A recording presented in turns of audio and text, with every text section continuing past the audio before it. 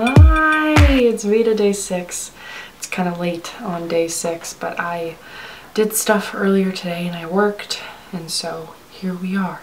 Hi. I wanted to chat about ballet because I said that I would get back to this, and I feel like if I prolong it any further, I just won't. So, hi.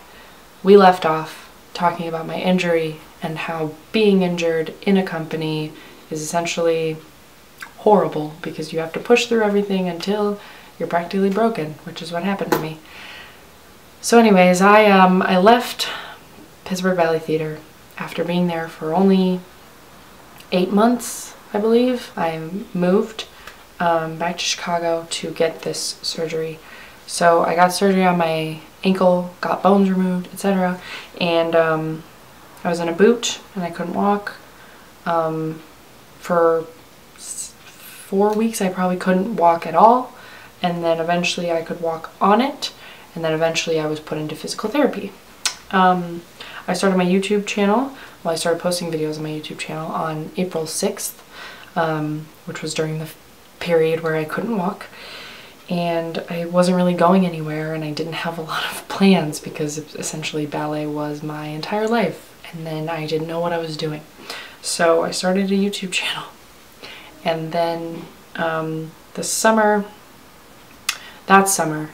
I had already done summer intensive auditions back in January and before I got my surgery. So I had gotten accepted into Next Generation Ballet and Hubbard Street. My goal was to be able to go to Next Generation Ballet in Tampa, Florida by the time that program started, which was in June. And it was April, end of April, by the time I was even in physical therapy and working on my ankle, so I had May to really pull it together. And that was really hard. Physical therapy was really hard, really sad. I think a lot of it was just seeing how much mobility I lost in my ankle and just being very discouraged about that.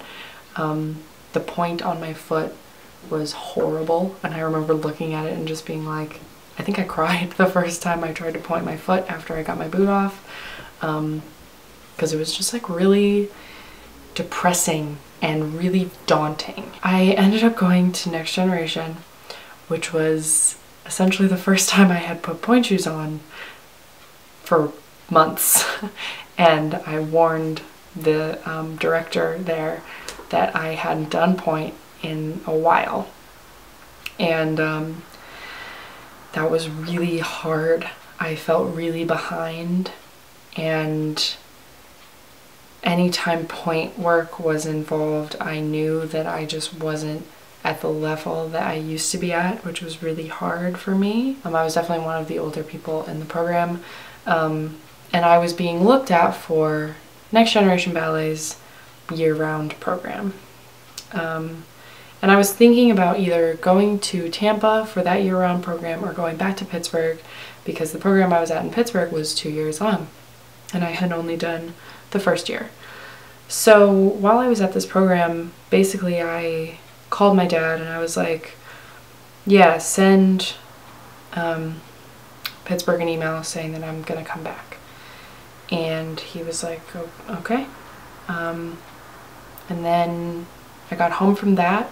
That was only 2 weeks, and then I immediately went to Hubbard Street's dance program, but I was living at home for that because it was in Chicago.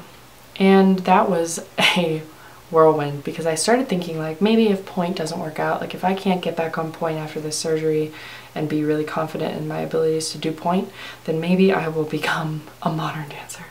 So Hubbard Street's basically a modern program, and I tried really hard to become a modern dancer all of a sudden. Modern has never been my strong suit, and basically I was really bad at it. I was really bad at it. I think I was okay at a couple things, but I'm not really, like, once I learned the technique I learned in ballet, it was really hard for me to break out of that for any type of modern dance. And I always kind of looked at it like, I can't do this. and I had that mindset a lot of the time. So during modern classes, it was a give up attitude. It was kind of just like, this one's too hard, I'm just not gonna do this. And I got yelled at a few times by some reputable teachers. And eventually I feel like I got what I wanted to out of that program, and I pulled it together, and I feel like I did okay. But definitely made me realize that I did not want to be a modern dancer if I couldn't be a ballet dancer. But I think during that program I realized that ballet wasn't going to work out for me, and that I didn't want to go back to Pittsburgh because I was really depressed in Pittsburgh. I was really depressed, and I didn't know if it was just my injury that was sparking that or if it was me being unhappy. I don't think I had good friends. I tried to have good friends, and I felt like nobody understood me. I had that kind of mindset, and I was just thinking about, like, what did I want going back there? What was my goal? So I didn't go back. Also in that summer I went to New Zealand with my best friend, and my mom was pretty desperate to try and get me to find something else to do, because I had nothing. And basically my options were college. It was either go to college or try and be a dancer again, maybe in Chicago or something. And I wasn't really open to the idea of college. So I came back. I did enroll in college, in university, and I knew from the get-go that I didn't want to do that. But I enrolled with a major in psych before all of this in the winter. I did Nutcracker, my old Nutcracker at the studio I used to dance at, but this time I was a hired professional, and I got a better role, basically. It didn't really spark a lot of interest in me to keep that going and keep up professional work. I knew that I kept wanting to do ballet and go to class and maybe guest in other things that they wanted me to guest in, but essentially everything was harder. And I never felt like my point work was strong enough. Even to begin with, even before my surgery, my point work wasn't strong enough. And that was always what I was kind of working on. And after the surgery, it was just like, God, like it wasn't good enough to begin with. And now it seems impossible. It seems impossible to work back to even up to what I was and then some. So I gave up. I gave up. And I went to school for psychology, and I did ballet as well. Went to class, went to school. Eventually switched out of psychology after one semester and took media studies instead as my major, which YouTube inspired. And then I gave up school. But I haven't given up YouTube. Throughout both of those times, I have always felt like YouTube was my number one. Not to say that it should be. And I'm not sure that that was what I was supposed to do. But it's what happened, and it's what ended up happening. I miss it a lot. I miss performing the most. That was by far the best part. Working really, really hard and then performing was kind of incredible. And I feel like that's when I was the most in my element, was any time that I was on stage. I think I just lost the determination that I had when I was 17. And I don't know where it went. Because I had a lot of drive. I think I had a lot of drive. And I'm not sure if everybody has a lot of drive when they're 17, but I felt like I was gonna take over the world. And then reality hit.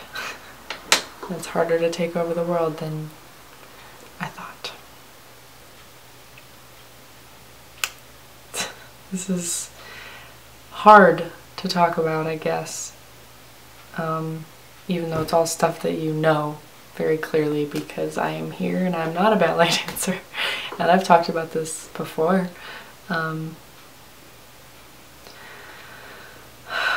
yeah, I loved being a professional a lot.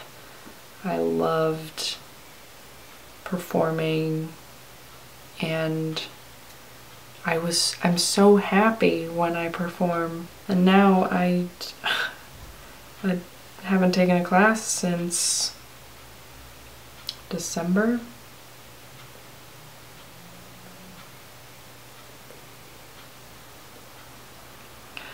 Which